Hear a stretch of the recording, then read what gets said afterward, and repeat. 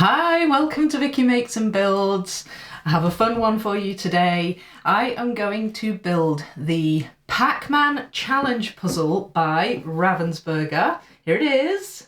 So I have 4 of these in my collection at the moment. I've got Animal Crossing, which is this one here. And I also have the Smurfs challenge puzzle, and the other one I have is the Super Mario Brothers challenge puzzle, which is the only other one I've actually already completed. Now, the Pac-Man puzzle does look like a challenge, although I'm not certain if it's going to be as hard as the Mario one was, or if these ones are going to be. I feel like although it's a repetitive image, there is enough difference in the characters and in the colours of this Pac-Man puzzle for me to be able to manage to do it and hopefully not have too tough a time with it. But I suppose the proof will be in the puzzling. So in terms of strategy, I am going to sort the puzzle, and I will probably start with the edges first. I feel like that's doable with this puzzle and a sensible strategy. And from there, who knows, I will just take it as it comes. So in a moment, I'm going to dive into the puzzle, but before I do, here is a quick word from today's sponsor.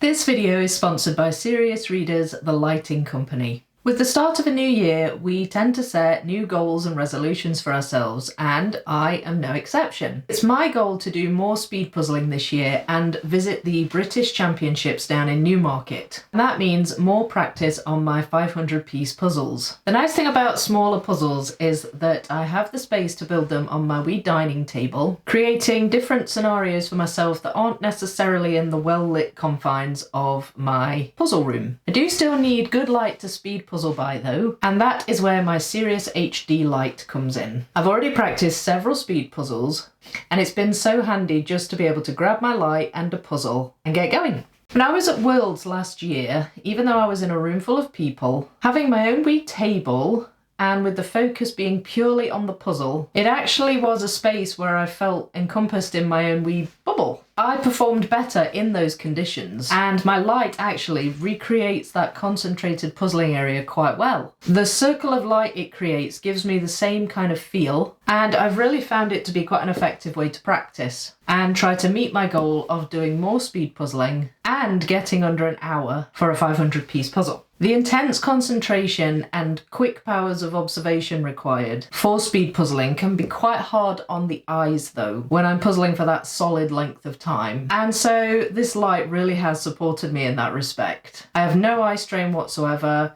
It gives me the option to puzzle wherever I need to change my environment quickly and easily due to the cordless feature and ease of movement. It's sturdy, so no outside distractions such as cats and kids are at risk of knocking it over. And the daylight wavelength technology that it has, which replicates the daylight spectrum, is so handy given how much it highlights details and colour differentiation in the pieces. And in addition, giving me the flexibility to puzzle at any time of day in these winter months without having to rely on poor ceiling light or the scarce natural light. But whether you're a speed puzzler or not, it's an amazing light to puzzle by in all seasons, day and night.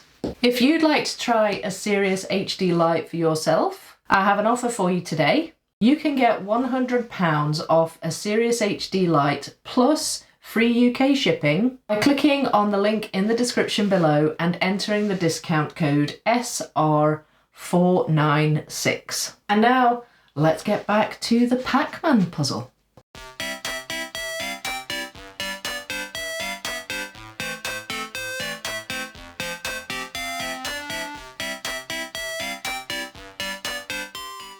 Okay, so this is a pretty simplistic sort, and it won't take me long to explain.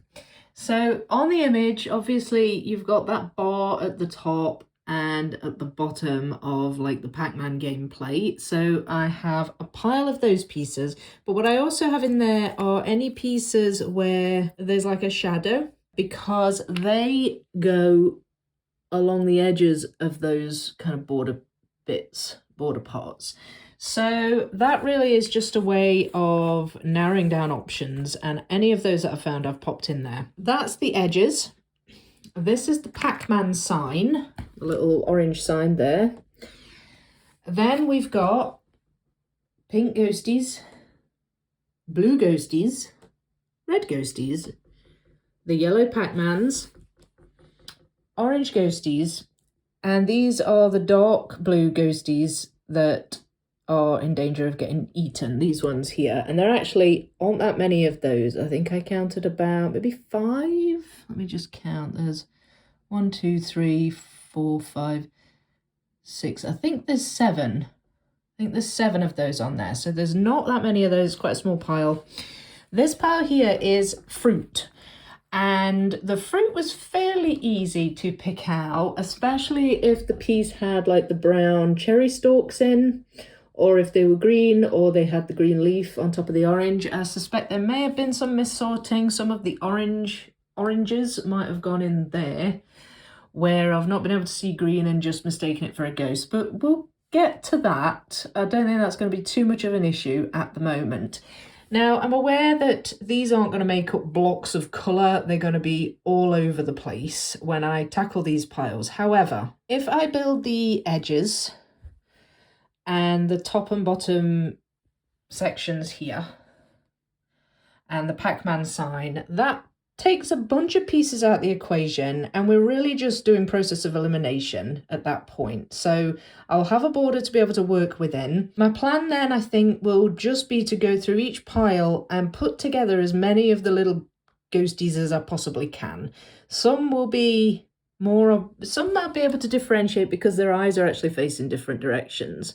So you can see that little group there. There's a blue one who's looking to the left, there's one looking up, there's a red one looking to the right and another one looking up, and a pink one looking left and right, and so on and so forth. So that's a possibility for differentiation within the groups. But I think once I've put a whole bunch of the fruit together and a whole bunch of the, the same coloured ghosties together, I can then hopefully find ones that go adjacent. So say I put together an orange ghost and there's a little bit of blue on it, I can find orange ghosts next to blue ones and then narrow it down that way. I don't know really what order I'm going to do them in yet. Obviously I said I would do those top and bottom panels first, the borders, the Pac-Man sign. I think after that I'll probably do these dark blue ghosties and the fruit. And then just pick a colour, really. They're all very similar sized piles of pieces. I would think that there's maybe an equal number of them. I don't know without counting them. Might be an idea possibly leaving reds and oranges until last, because I think there'll be a little bit of overlap with the fruit. But I won't have that problem with the yellows and the light blues and the pinks. So maybe yellows, because the yellows aren't actually ghosts. They're the little Pac-Men. So we'll maybe do the yellows and then sort of pick at random, maybe the pinks or the blues. I did find a few bent pieces, maybe about 5. Some of the prongs were bent and one piece was actually kind of bent down the middle, which was disappointing.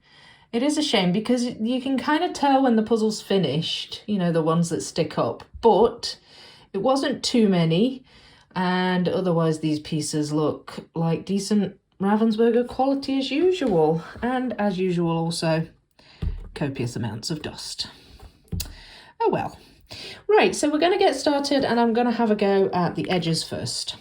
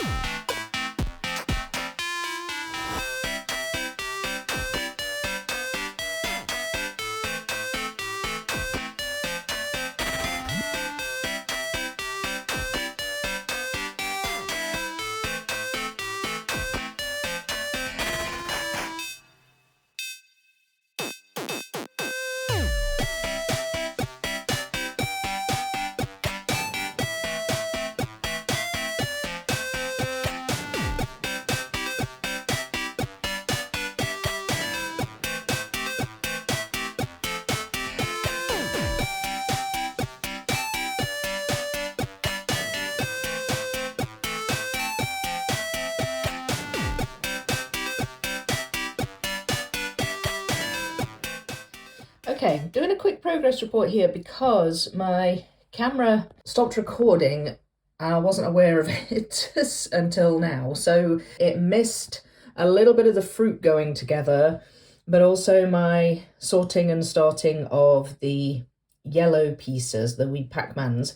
So what I've done basically is the fruit that I've put together but can't put in the puzzle yet because I'm not sure which one goes where, I've just kind of put to the side. So there's all the cherries. At the bottom here we've got the apples. And then down here we've got the oranges. That's one of the green ones. And then we've got the strawberries there. Some I have put in. And what I did then was I grabbed the yellow pieces because it wasn't quite as big a pile. And I thought it might be the sensible thing to do. But actually, there isn't really any kind of detail really in these Pac-Mans, other than the fact that they're just yellow. And I steered clear of all the little ghosties because the piles were a wee bit bigger. But there are some differentiating factors in the ghosts because you've got eyes, you've got the bottom bit, you've got the mouths. Well, not all of them have mouths, but in the case of these ones, you've got a wee mouth. Some of them, the eyes are looking up, some down, some left, some right. And like when I did the fruit, you could tell largely what was the top of the fruit and what was the bottom. So for example, where I had like wee stalks on these cherries, I would put them at the top, and where I had the berries themselves, I would put them at the bottom, and I would just try and match the right cherry up with the right stalk. And I think I can probably do a similar thing with these wee ghosties. So I'm thinking I might start with the pink. In here I've got blue, orange and red. The pink, there just doesn't seem to be quite as many, so I thought I would maybe start with the pink and just do a similar thing where I take the top of the wee ghosty and the bottom, separate them out, and then just try and match them up as best I can. And what I'll do is I've shape sorted these yellows, so I've put some work into them, so I'm going to keep it shape sorted, but I'm just going to shift them across to this white board and come back to them. I have put a few in. There's one there that I've managed to put in, one there. Mostly ones around the edges where I've been able to, where I've sort of known what shape it is and I've been able to pop them in. So I've done a couple, but I'm just going to put them to one side for now and then make a start on those pink ones over there, which is sitting on my dragon puzzle. So that is what I'm going to do just now.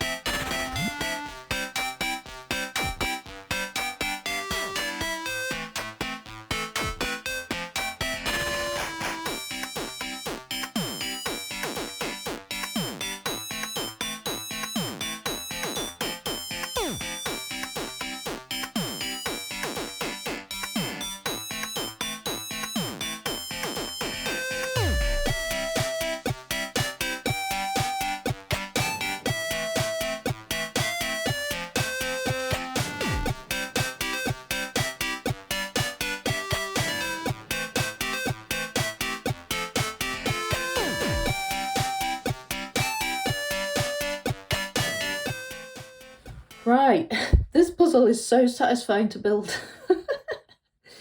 So my method with putting the ghosties together first by separating the top half from the bottom half was really effective because with the exception of maybe one or two pieces, you can tell which is the top and which is the bottom. An additional thing that helps is that the eyes are looking in different directions. And another thing that I've noticed as well is that some wee ghosties have like 3 bumps at the bottom, and some have 4 little pointy bumps at the bottom. So there's little things like that as well that you can use to sort of differentiate between the ghosts. So it does take a wee while, but if you put the time into just sorting them out that way, you don't even really have to shape sort them. It actually really helps. And then once they are together, once you've just got a load of little ghosties together, the satisfying bit is finding where they go in the main puzzle, and then it's even better when you actually can attach it to something. So you can see here we still have a few floaty bits like that and that, but there's a lot together as well. So all this bit is all attached, a good bit of attached section there, and it's just so satisfying. And another good thing about it is now I've done the pinks, and then I moved on to the blues. And the reason I moved on to blues was because the only other colours left, aside from the yellows, are the oranges and reds. And I avoided those because there's been some missorting. There are some reds that belong to cherries and apples and also strawberries. And as with the reds, the oranges, there's a lot of missing orange pieces from the fruit oranges. So I figured blue wouldn't have any missorts really. So I did blue after the pink, and that worked really, really well. And the more I put in, the more I can attach. So what I'm going to do now, because one other thing I've been doing is when I've put pieces in and got little bits of the edge of the wee Pac-Mans like that, for example, I've gone over to this board here and seen if I can find it and filled a few of those in. So now we've got a few Pac-Mans scattered around. There's one there, there's one there. So my next task will be to see if I can get rid of some more of these yellows by just filling in bits like that. And there's one there as well, little one there, because there aren't that many of those, and some of them even have like other colours on them. So for example, there's a tiny bit of green there, tiny bit of blue. I found some earlier with pink on, there's one with pink on. So I can put those in quite easily because I've done the pink and I've done the blue. So I'm going to try and get those down a wee bit, and I managed to get all my extra fruit in apart from the apples. Still some apples sitting there. Then once I've done the yellows, I am going to do the oranges, I think. And then I'll move on to the reds. Although looking at this, it looks like there's more reds than orange, or maybe it's just the way they're piled up. I don't know. But I think I'm going to do the oranges and then do the reds last. And hopefully by that point, I can just do it by shape, or possibly, you know, the way I have been doing it, and just slot them in the gaps. I think it's going to be really, really satisfying to finish off. But it's so much fun as well. This puzzle's so much fun. It's hard, but it's fun. Once you get a method going, it's really, really good fun.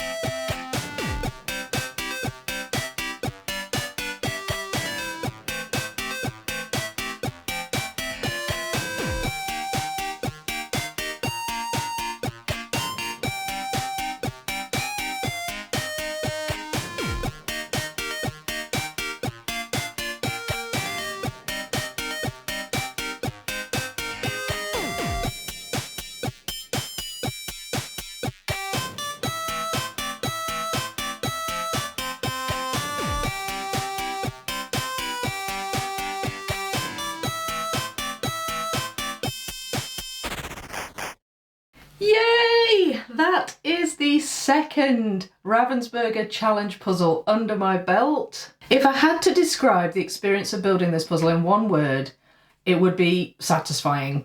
This puzzle was just so satisfying to build. The top and bottom of the puzzle, the wee logo at the bottom and the edges were all pretty straightforward.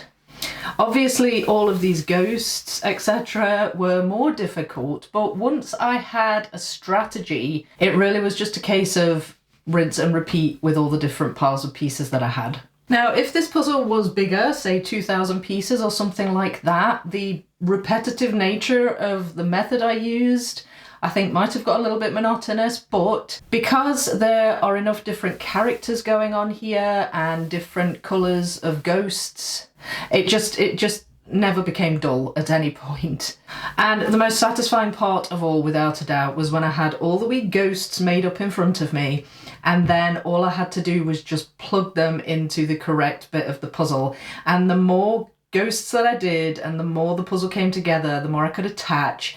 And it was just, I don't know, it was just so satisfying. I keep using that word, but it really did feel satisfying to put those in and just see it all come together the way that it did. I don't really have a great deal else to say about it. I really enjoyed it. I will be keeping it. I still have my Mario puzzle assembled, and I'm going to keep this one assembled as well. I'm not certain if I'll tape them yet, but the challenge puzzles definitely are keepers for me. It is a shame about the bent pieces that I had, but apart from that, the puzzle dust has never really bothered me, and overall it was just great. I had so much fun with it. So that's it for this video. If you really like the look of this puzzle and you feel like you might want to have a go at it yourself, please consider using the Amazon associate links in my description. I get a small commission from the qualifying sales from those links, and it all goes back into the channel and helping it to grow. So I hope you enjoyed this video. If you did, please leave a like. If you haven't subscribed to the channel yet, then please do consider subscribing. Leave a comment, let me know what you thought about it. Maybe tell me if you've ever done any of the challenge puzzles, or if you would love to have a go at them. Which one is your favourite one? Know your thoughts in the comments. If you love my content and you would like to see even more of my content, then you can consider becoming a channel member or a patron. And a very quick thank you to all of my current members and patrons. I really appreciate your support. And thanks, of course, to everyone for watching. I will wish you happy puzzling, and I will see you in the next one. Bye! Puzzle pickup time.